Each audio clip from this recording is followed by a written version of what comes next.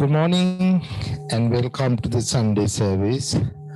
This morning we're going to meditate few minutes. After the meditation, Dhamma teacher Sailesh Maharjan is going to give a Dhamma talk. End of the Dhamma talk, question and answer. And the last item is chanting. And make sure to, when you ask him the question, please, you should ask the short question, okay? Don't take your time that much. Right now, our Venerable Chandasara is going to lead the Metta meditation. Let's now practice loving kindness meditation together. Breathe in and breathe out comfortably for 3 times each to relax our mind and body.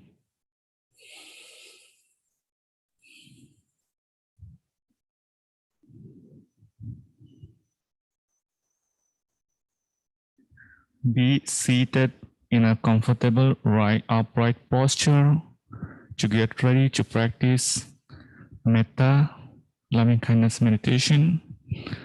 Let's continue spreading thoughts of Metta in this way.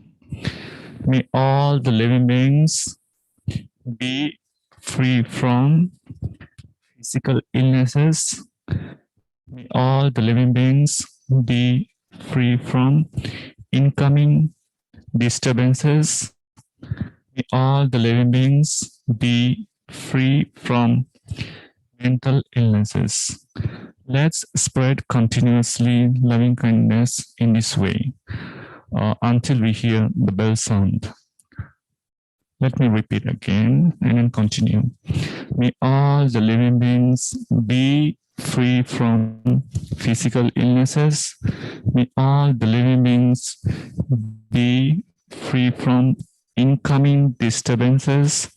May all the living beings be free from mental illnesses. Let's continue.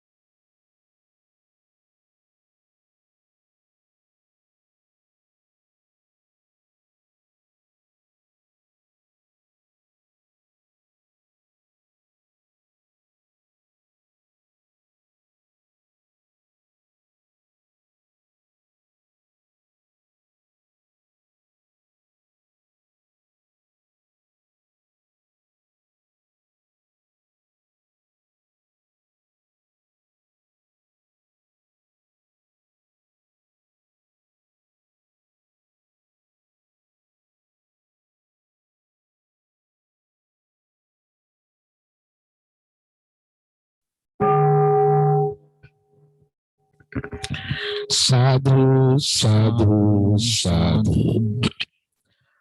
Before they start Dhamma talk, I just want to mention about the Ulambana service we're going to do last Sunday of this month, which is the 29th in our temple. Actually, outside backyard, we're going to please join with us. We're going to offer the dana for the monks. Then lunch for all the people who will participate. So please join with us 29 our Ulambana service. Now, Sailesh Maharjan is going to give a Dhamma talk. Good morning, Maharjan. Good morning, Bante. Okay, you can start your talk.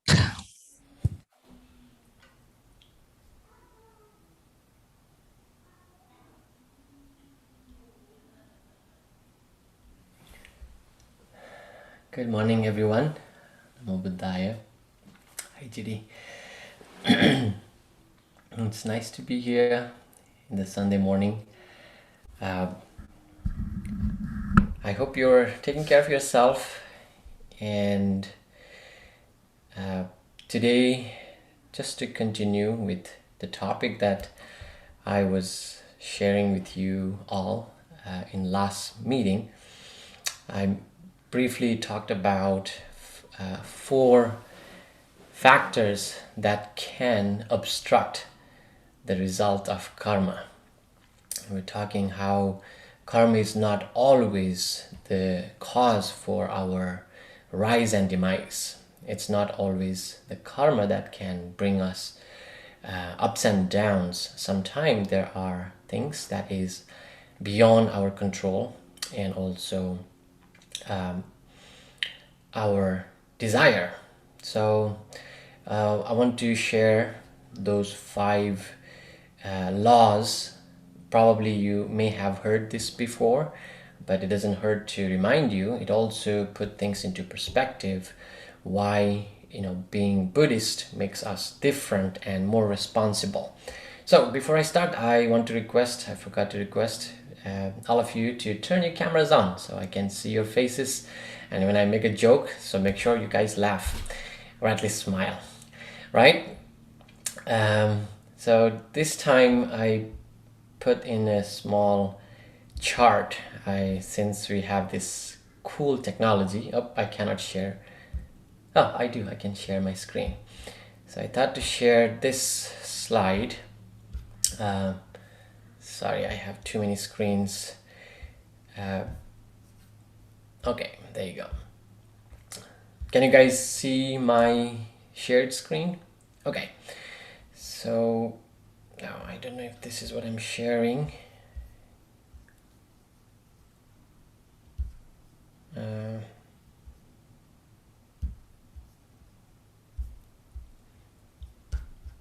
Give me a second.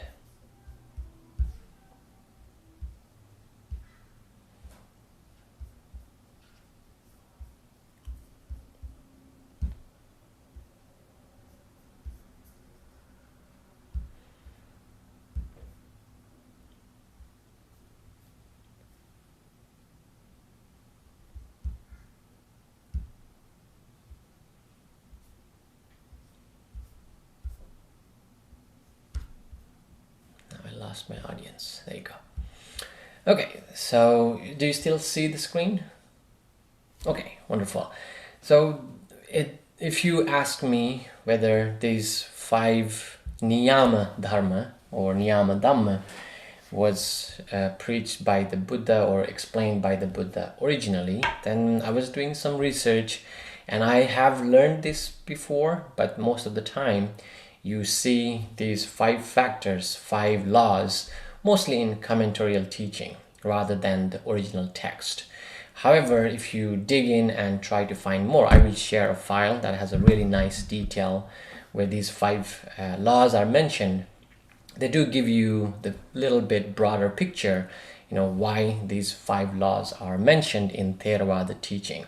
But the reason I want to share this is not to debate whether it was the Buddha's teaching or not, more so to demystify that how Buddhism is different from other creator God based religions and teachings.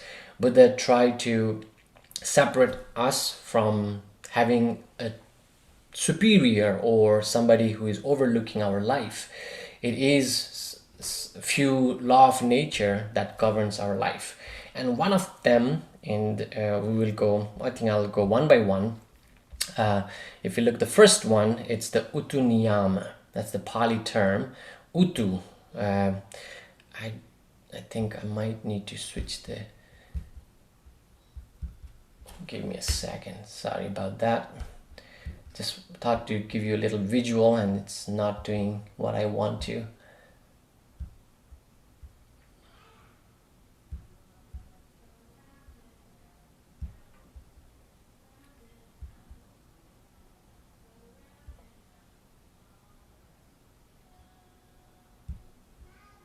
Oh, there you go.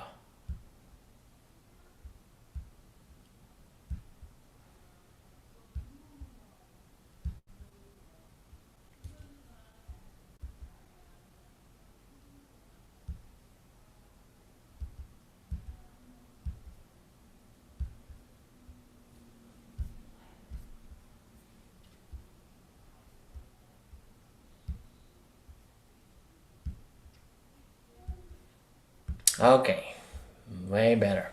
It should be bigger now.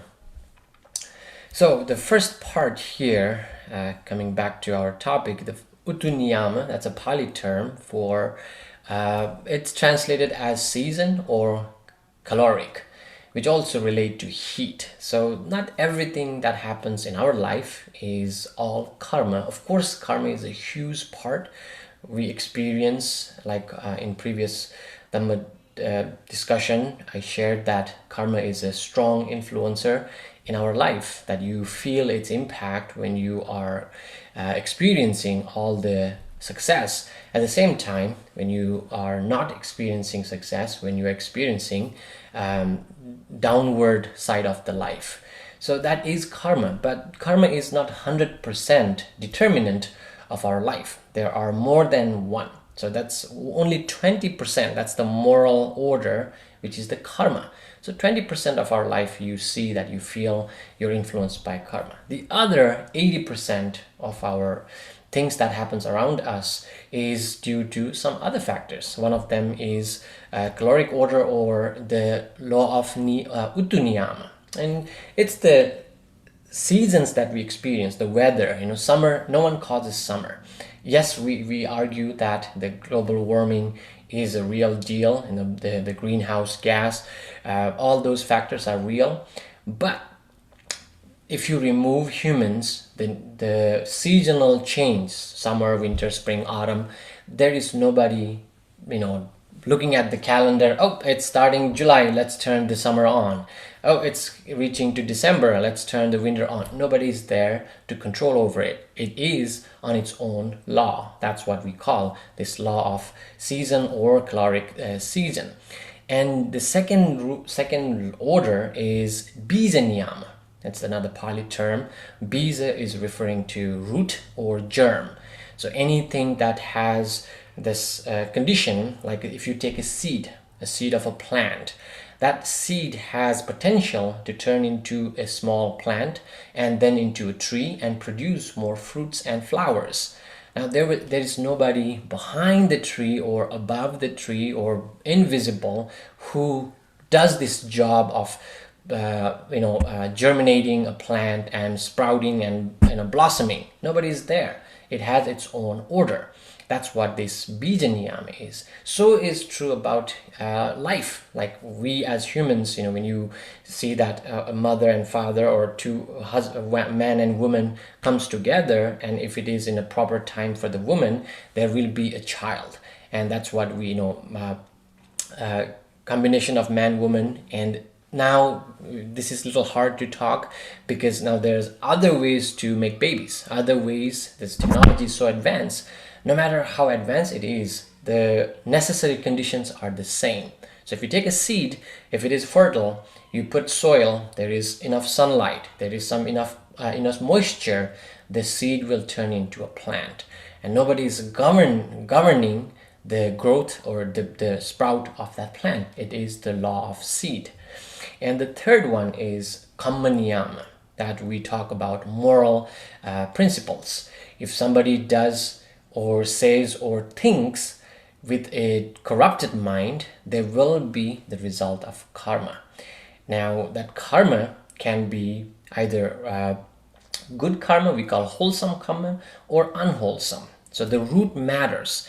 And when you have these roots there, the root will determine what kind of consequence or the resultant consciousness will be there.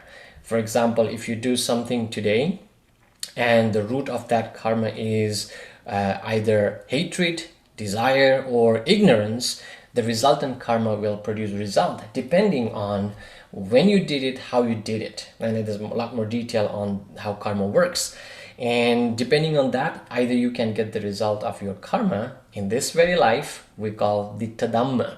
The result appears or result matures in this very life. And there are some karma we do that produces a result in next life, right after this life. That's called upapajja vedaniya.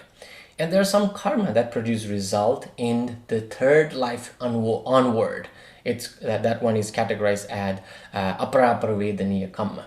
So depending on types of karma we do, whether it is wholesome or unwholesome, they produce result in different times. And the other important part is now, because karma has its own order, principles, that it's very complex idea. If you think of a person who is enlightened, what happens to his karma? Now, going back to the way this karma order works, it looks for the root. What was the root of your action? Volitional action, not any action that you do intentionally. If the root of your action is based on whether it is wholesome roots or unwholesome roots, the resultant karma consciousness will be similar, wholesome or unwholesome. However, when it comes to enlightened ones who has destroyed the base of any action, so they have no wholesome roots, no unwholesome roots. What they have now is functional root. So their action is whether it is wholesome, they never do unwholesome, because there is no way an enlightened one can do any unwholesome action, because unwholesome roots are eradicated. And if even do they some wholesome, like giving charities or giving Dhamma talk, practicing meditation, they are considered wholesome action. But because their state of mind is free from karma formation, their all kind of action is considered functional action. There is no resultant action for them because they are enlightened. And that's what this ordinary people is different from the enlightened ones. We, in being ordinary individuals who are not enlightened yet, will produce good and bad karma, but the enlightened ones do not produce any good or bad karma. They just engage in functional action.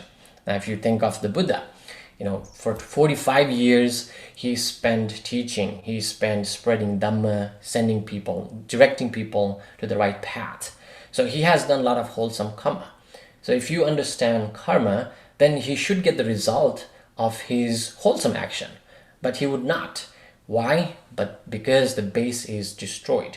The base for existence is karma, and he destroyed that. So all his action is considered functional. And the fourth one, I will take this one, the law of nature, that's Dhamma Niyama.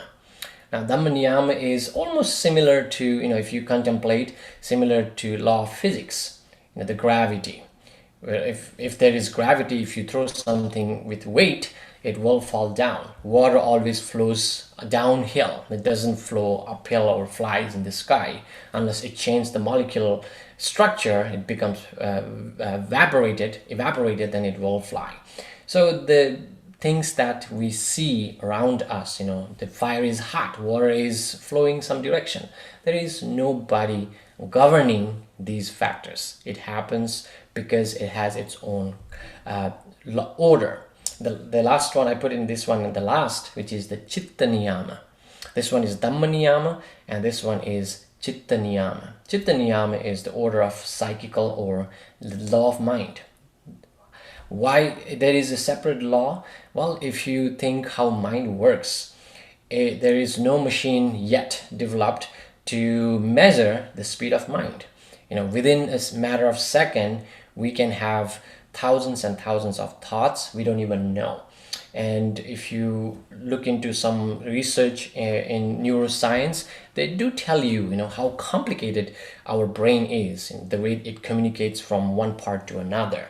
There are like millions of neurons involved in simple action. That's what I'm doing now.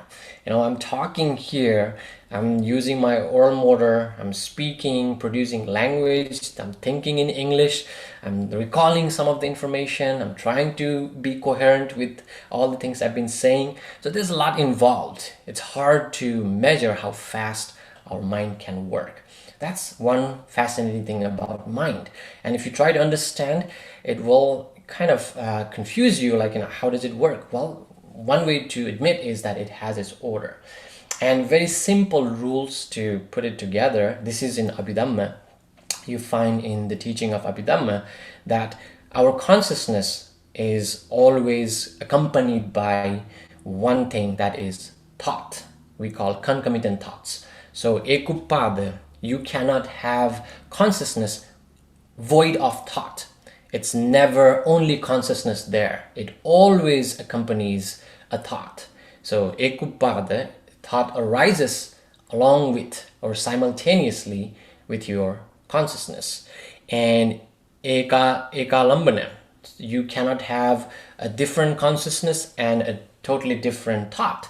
They should be aligned. That's the second nature of our mind. And the third one is ekanirodha. When your thought disappears, your consciousness disappears too. Now that is another fascinating thing if you think about how mind works. And there is a few steps that your mind functions. If you look into a thought process from a microscopic level, it's rather complicated than what we study in psychology, because I don't think, I also a student of psychology, I have never seen people in psychology have done such an analysis for conscious thought process. We take from, like, you see something, you have emotions, you already jumped too many steps per Abhidhamma, because Abhidhamma tried to slow you down further, and it tries to tell you starting from bhavanga, atita bhavanga. So that's the steps in your thought process, conscious process. Very beginning, if you pause, you had some kind of thought and you pause, your mind, your consciousness, I'm interchangingly using it, let's say your consciousness, your chitta is lingering with your previous thought. And if you don't have a new one, it stays with that. Bhavanga is this continuum, life continuum. That's how we stay alive. That what keeps karma keeps igniting this bhavanga to keep you alive. It will constantly pick a thought from the past and you dwell with that consciousness. That's atita bhavanga, the past consciousness. Then from there, let's say you saw something or you heard something. That's where there's a awakening of your life continuum. We call bhavanga chalana. There's an awakening of that consciousness. And from that awakening of your consciousness, then it goes to bhavanga cheda. It leaves the past thought and it looks into what is present, what is arising in the present moment. And that is awakening of your 5 sense doors. Now you have eye, ear, nose, tongue, and body, including mind. So 6 sense doors, it will awaken it. So that's called panchadwara vajjana. It's the awakening of those 5 sense doors. And from there, you receive one of the doors. You saw something, so you open your eyes. That's called chakku viññāna. That's where this eye consciousness arises. So there should be a healthy eye. There should be an object coming from outside, and there should be the presence of your consciousness. That's where we call seeing happens. Seeing happens, and from there, you saw something. Now after you see, this is very raw. You don't know whether that sight is pleasant, unpleasant, or neutral. There is no any labeling yet. And from there you saw, that's a chakku vinyana. Then sampati-channa, you receive it. You recognize, you not even recognize yet, you cognize that you saw something, that you received the stimulus. From there you analyze now, sampati-channa santirana. You try to analyze whether that sight was pleasant or unpleasant or neutral. And santirana, vattapana, you kind of investigate now. What was that you saw? Whether it was your loved one or you hate a person you hated. So it will try to analyze which category it falls into. From there, then you have 7 thoughts, the 7 conscious thoughts. So I would say 7 consciousness that comes after, we call javana chitta. That's where you produce karma. So it's not right away you see something, you like, dislike. It doesn't happen that way. So you saw, you received it, you analyzed it, then you produce 7 thought moments. That's called javana chitta. And after that, there is last one, vattapana. You continue to stay with that thought for a couple more thought process. So in this whole process, there are 17 thought moments. And this is called one chitta. This is one conscious life. So starting from the awakening of your life continuum all the way to contemplating on the one you just received, there are 17 steps. That is considered one life of consciousness. Now, all these steps I'm trying to explain, I'm giving a little more detail on the order of mind, is because this is a complicated idea. So when you think, why do I have negative thoughts? You don't need to blame external people. It is an untrained mind that will incline, or that has this tendency to like the things that is unhealthy and push away what is healthy.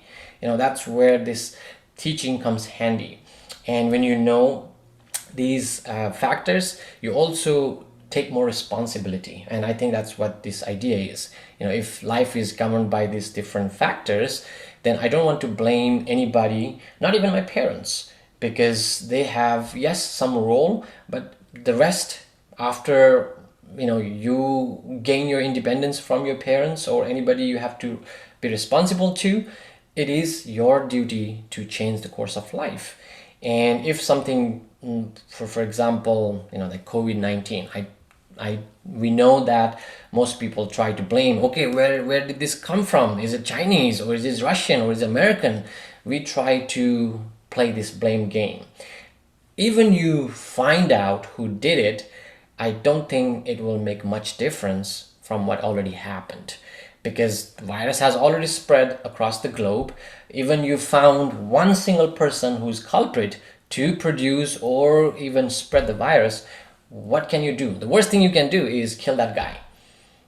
Does that cure any of the people who died already and suffering in the hospitals?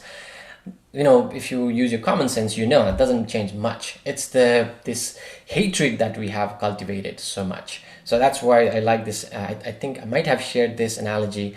Buddha talked about a guy who was injured. I'm going to use a little modern idea. So there was a guy who shot a gun, and this guy luckily saved because he got his shot on his right chest, not left. He would have died. So he is there, but instead of going to hospital, imagine this man continues to inquire. Wait, before I go to hospital, I want to know who shot that gun. I want to know who shot, whether it is a black guy or a white guy or Asian guy or Latino. I need to figure out who shot that. And then I want to know what kind of gun did he use. Whether it is a, AK-47 or just a hand pistol or some kind of a crazy gun. Whether it is, what kind of metal was used to make that bullet. Imagine if you continue to inquire all those questions instead of going to hospital. He might or she might die there, right? Because that doesn't do much benefit to you if you're already injured. Your job is to get that out, get that bullet out, put some medicine, heal yourself. If you want to do some research about who did it, if that is priority to you, you may do it later. But in the moment, the most important thing is what is going on with you. You're injured, you need medical attention. So coming back to us in a bigger picture, this, having this life, we also think most of the time we are lost in this, the origin of human beings, the next part, where do we go after we die? Well, you can figure that out if you look into yourself well, even today. If you have spent already 40-50 years searching for them, not a big problem. You don't want to blame, oh my goodness, I wasted 50 years of my life. Well, blame you can do again. You can blame yourself, but that does not change anything from what you have or what you are today. What you have is like the rest of the life, and use that in the best way so you don't continue to go in that journey and you find a better path. And lastly, just one quick analogy. If you want to know how much time you have, it's not a secret. Your doctor doesn't have that secret file. You can easily find that out. Do your math. I'm 35. I know I look older than that. I see some people smile. So I'm 35. If you know how long you would live, to me, let's say if I live up to 75, I have 40 years left. Now do your math. Multiply that 40 by 365. That's the number of days in a year. And if you want to be very precise, do the leap year included. So there will be about 10 leap years. So in 40 years, I will add 10 more days.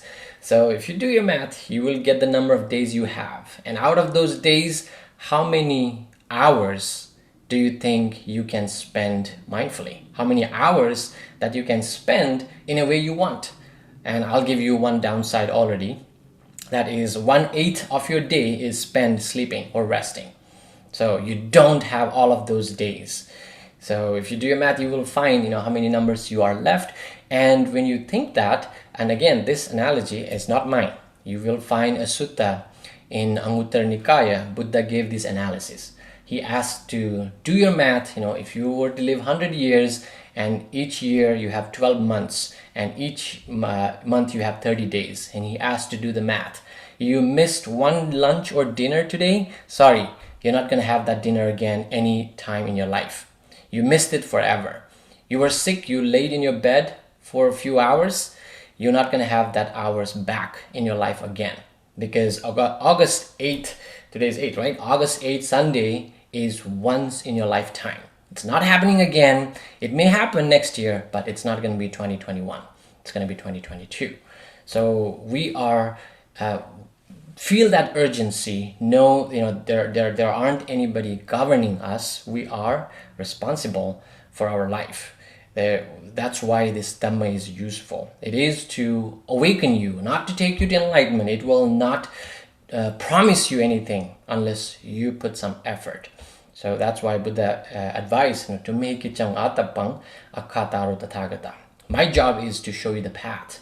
I can tell you how to get to Las Vegas, but it's your job to, whether you drive or take a bus.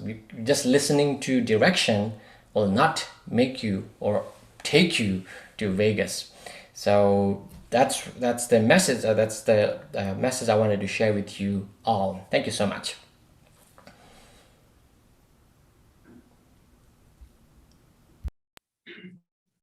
Thank you. And do you have any question? If anybody have any question, you can ask right now.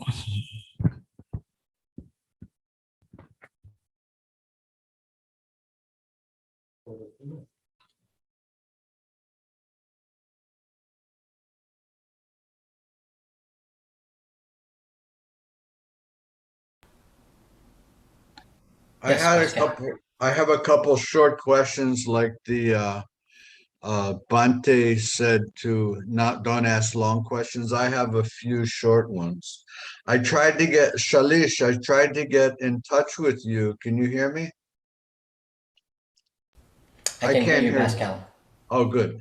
I tried to get in touch with you and I found an email for your school, but you didn't answer. Could you share an email with us on the chat line for people, because I wanted to ask questions about Buddhism, and you're very knowledgeable. So that I'm hoping you'll share that. So thank you. So then I want to make one comment and then one question, because I know there's probably many other people that have questions. So my comment is, I have an uncle that's a physicist, and he wrote a book on God. He's a very devout Christian Catholic, but he would agree with all of this stuff you said in terms of your this theory that you're presenting. See, Westerners, we have very interesting minds. We would call what you're saying theory. It's like a model for reality. So, but what I'm trying to share, my comment is, there's a lot of theists that could agree with all of this. So our ideas of theism, because I was raised a Catholic, but I'm a Buddhist, it's not exactly what people from the East might imagine. Anyway, my question is, in terms of, you were saying there's a connection with our thoughts and our life. How do you define when a person is Naroda?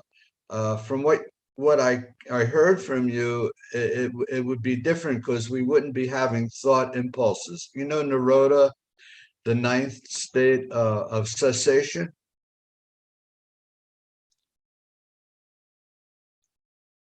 Yes, I hear you. I heard the question, and I thank you for the question. At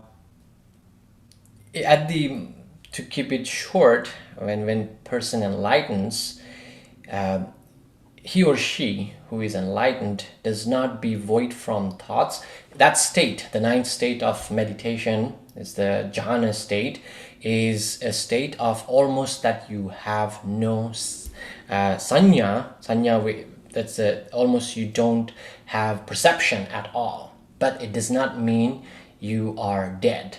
So it is equivalent to state of death, right? That's where they compare this nirodha samapatti, and it's a temporary state. It can be empty from thoughts, but it is not a permanent or long-term state. As soon as a person wakes up from that nirodha samapatti, the contemplative state of cessation, he or she will again continue with this life continuum, which is bhavanga. Then he or she will have thoughts again. However, what I was trying to explain in the difference between non-enlightened persons and enlightened persons is the root of their consciousness is different. For unenlightened individuals, we still have these roots that can produce wholesome and unwholesome karma. For the enlightened ones, they have these roots mostly, and all of them wholesome roots, but they do not produce karma because they have destroyed the basis of karma. All their actions, which are wholesome ones, are considered functional actions. There is no consequences.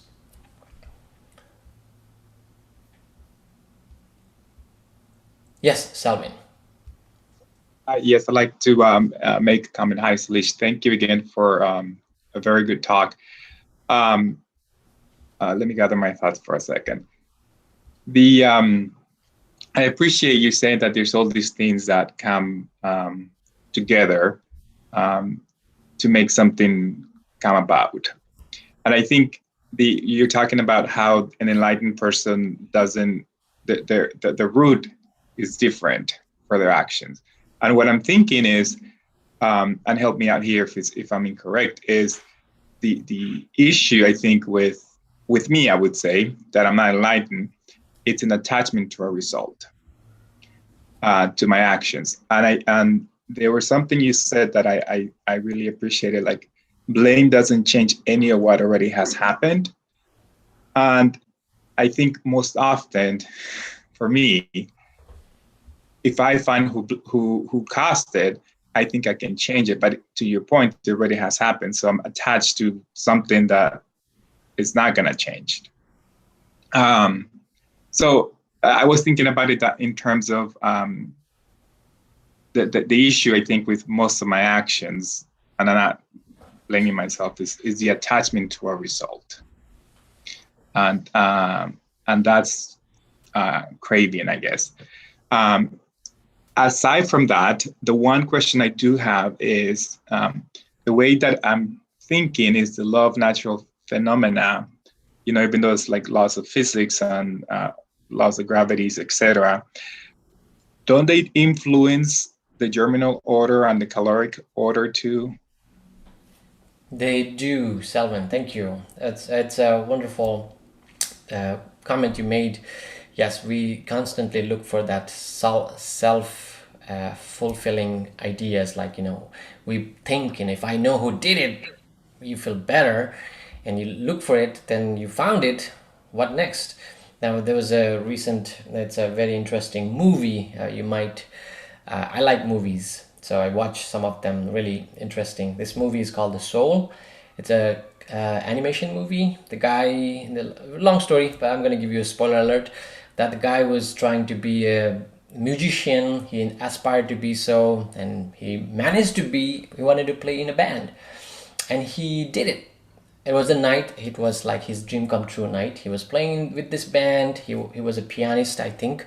And after the show, he came out, and what's next? And the crew in that band says, like, well, we do this again tomorrow. There's nothing. He thought there would be something big coming out after he played in the band. It's like, well, we'll repeat this tomorrow and day after tomorrow and so on.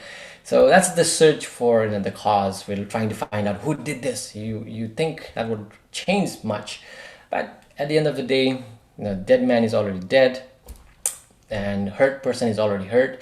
What you want to do is, how can you prevent this? How can you reduce being affected? Not other people. Again, I'm very much focused on ourselves. If I can avoid those kind of situations, that's the better approach. And to your the second part of the question, yes, those these laws, they're not independent. Now, if you look at the nature of the law of chitta, the psychical order, do influence the moral order. How we produce karma has to do with how our mind works. And again, going back to Utu Niyama and Bija Niyama, the weather matters for the germination of plants and so on and so forth. So these 5 niyamas, they are in a way somewhat important to know, but they are not independently functioning. I think that's what Selvin, you were trying to see. And all the commentaries and all the explanation, you find, yes, they have interconnection. And there's a question, when a person dies, what goes to the next life? Do thoughts cease at the death, or thoughts dependent on the brain? The simple answer is, you don't take any thoughts from this life to next. It is just like a very clear way to understand the continuum of our samsara is, you have a candle. The candle has wax. It has that, I don't know what you call that thing, that lights, wick. So you have wick, the wax, you have flame, right? So you have this candle, and you use another candle to take that flame to next wick. So that next wick also has, next candle also has wax, wick, and flame. Now, let's say you turn off the first flame, and you have flame in the second one. Now, if you were to ask, well, is that flame something new? No, it's not new. Is that flame the same one that was in the first candle? No, that's not true either. So how does the second candle ignite it? Well, the first candle was the condition for the second candle. Same thing, the way our life continuum works, it's a lot more detail. We can talk on this. I'll prepare another talk on that. Is that, when you die, there is a process of thought. And I was telling you all those 17 steps of thought process. The last one, at the moment of death, we have Chuti Chitta. It's loosely translated as the departure consciousness. And the Chuti Chitta is the last consciousness of this life. That doesn't go anywhere. And Chitta doesn't go anywhere. It's the continuum. It's that Chuti Chitta will produce another consciousness, which is called Patisandhi Chitta, That's the life determinant consciousness. And that life determinant consciousness is the first thought in whichever life we talk. We had that when we were born, when we were even conceived. And from that, Patisandhi Chitta, you continue with other types of different consciousness. So just like the journey of that candle flame from one to another, it's not totally new. It's not a very different flame. It is conditioned by one to another. And that's how life continues. And in a way, life and death are not that different. If you know what life is, that is, again, another, just like another junction, like in your life. You know, your every moment you're dying and borning, so is the death, which seemed dramatic because in a very closer view, it seems like, oh, somebody's dying. Well, you've been dying every moment. There is this arising and passing of our thoughts and your body too. And our thoughts dependent on, of course, thoughts are dependent on brain, because without physical body, there is no way a consciousness can exist. There is this interconnection. They contribute, they support each other. So there is no realm or a place where this thought will be existing on its own. It always dependent upon physical body. That's what manifests a human body. You know, if you know 5 aggregates, Rupa, Vedana, Sanya, Sankhara, Vijnana. So Rupa is the physical or corporeal body. That's there are 27 types of corporeal bodies. You can see only one. That's what we physically see. There are other that you cannot see. So that's one, and the rest is the physical body. And the other 4 aggregates are feelings, sensations, dispositions, and consciousness. That manifest a body, whether it is human or other animals. So they need to exist in order to have thoughts. So you cannot separate, thought can exist without body. That's not the case.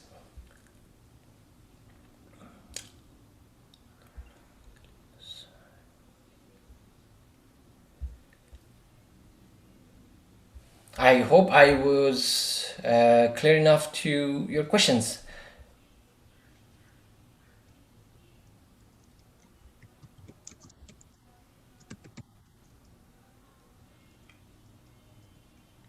Thank you for asking very fruitful questions, everyone. Thank you, Sailesh, and hope to see you sometime next month. And thank you again about your wonderful talk. Right now we are going to chanting page 4 and page 10. Thank you, Bande, for having me. I'll see you again soon. Take care, okay? Take care, everyone. Later. Have a peaceful Sunday.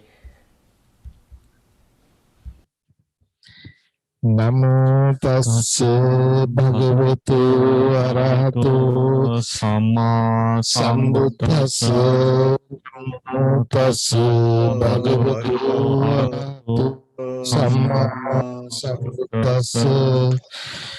Namo tassa bhagavato arahato samma sambuddhassa. Saranam gacchami, Dhammam saranam gacchami, Sangham saranam gacchami. Sentient beings are numberless. I vow to save them all. Deluding passions are inexhaustible. I vow to end them all. Dharma gates are limitless. I vow to study them all. Buddha's way is supreme. I vow to attain it. May suffering ones be suffering free, and the fearless be. May the greedy should all grieve, and the sick find health relief. May all merits be extended to everyone, that we together with all beings may gain God's way. Om Mani Padme